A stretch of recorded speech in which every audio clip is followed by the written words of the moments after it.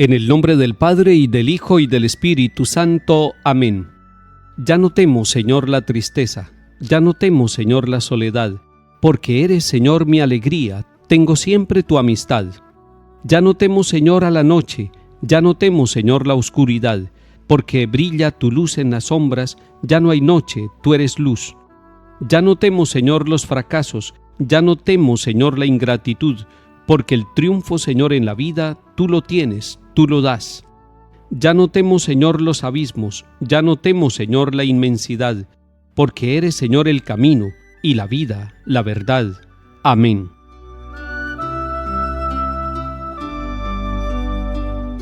Lectura de la primera carta del apóstol San Pablo a los Corintios, capítulo 9.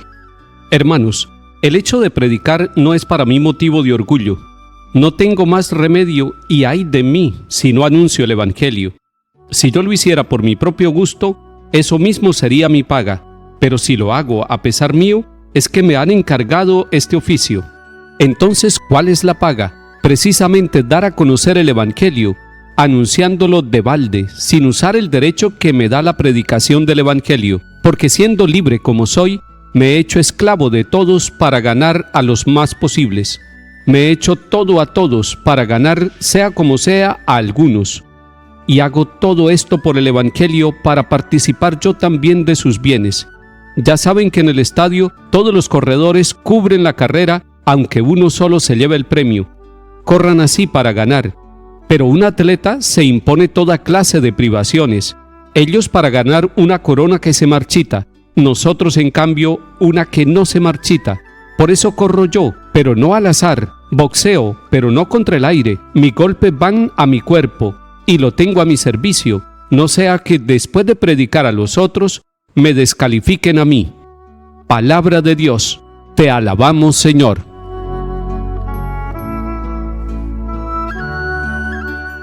San Pablo es portador de la buena noticia, es decir, portador del Evangelio. Fue un predicador itinerante, fue de pueblo en pueblo, de país en país, de ciudad en ciudad, predicando el Evangelio, y esa era su tarea. Además ganaba el pan con sus propias manos, con el sudor de su frente y con la generosidad de las personas. Y él dice, ay de mí si no anuncio el Evangelio. San Pablo siente que anunciar el Evangelio es una tarea que incluso la dejaría de hacer él, pero la está haciendo y no por motivo de orgullo. Es difícil predicar el Evangelio.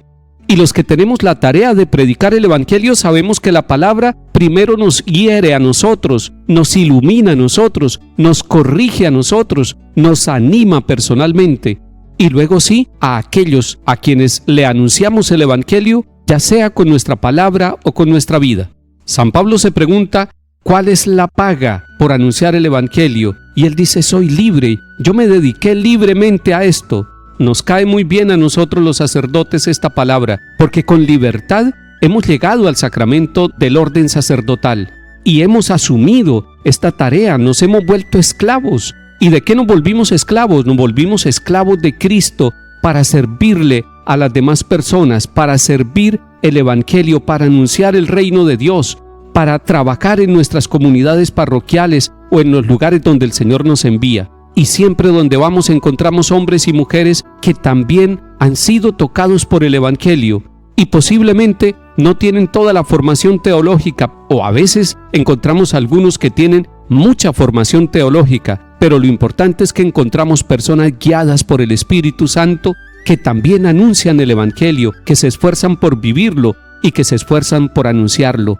Es que el sacerdocio de nosotros los católicos es un sacerdocio continuación del sacerdocio de Cristo y del sacerdocio de los apóstoles, porque somos una iglesia apostólica, la que fundó el Señor Jesús. Pero en esa iglesia apostólica fundada por Cristo nos encontramos con hombres y mujeres bautizados, laicos que gozan con la buena noticia del Evangelio, que anuncian también el Evangelio y que corren para ganar una corona que no se marchita. San Pablo hace una comparación interesante. Dice que los atletas nos encontramos con todo el esfuerzo y la disciplina de muchachos y muchachas que quieren conseguir la máxima corona, que es la medalla de oro en los Juegos Olímpicos.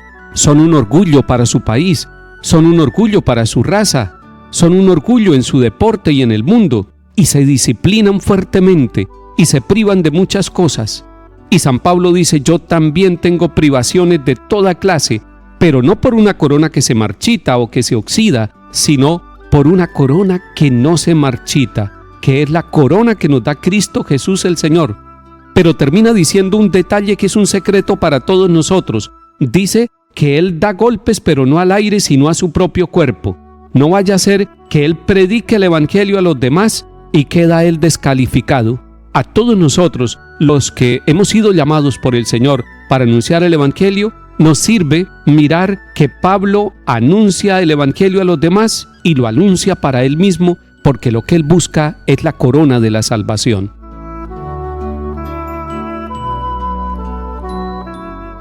Salmo 83. Mi alma se consume y anhela los atrios del Señor. Mi corazón y mi carne retosan por el Dios vivo. Hasta el gorrión ha encontrado una casa, la golondrina un nido donde colocar sus polluelos. Tus altares, Señor de los ejércitos, Rey mío y Dios mío. Dichosos los que viven en tu casa, alabándote siempre. Dichosos los que encuentran en ti su fuerza al preparar su peregrinación. Porque el Señor es sol y escudo, Él da la gracia y la gloria. El Señor no niega sus bienes a los de conducta intachable.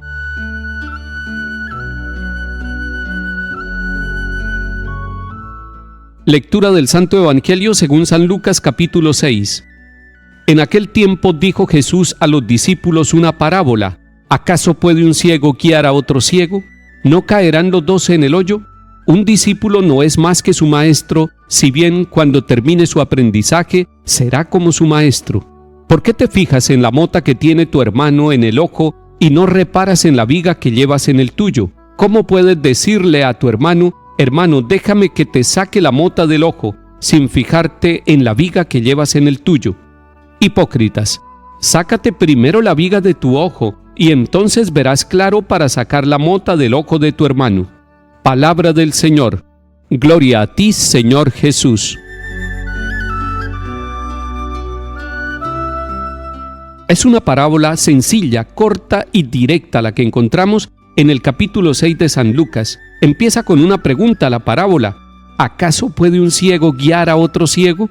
Es interesante la pregunta porque nos hace pensar que necesitamos unos guiarnos con otros, que necesitamos ser guiados en algún momento de la vida por aquellos que han avanzado más espiritualmente.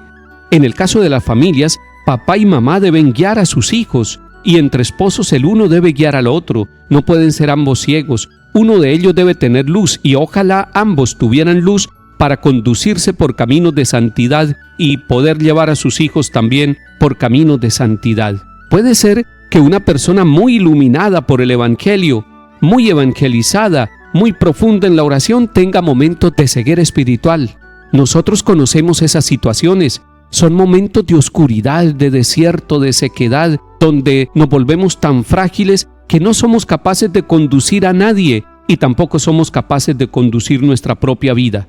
Incluso en la vida de algunos santos encontramos esas épocas oscuras. Pero el Señor nos está haciendo otra pregunta. Nos dice: ¿por qué te fijas en la mota que tiene tu hermano y no te fijas en la que tienes en el propio ojo tuyo?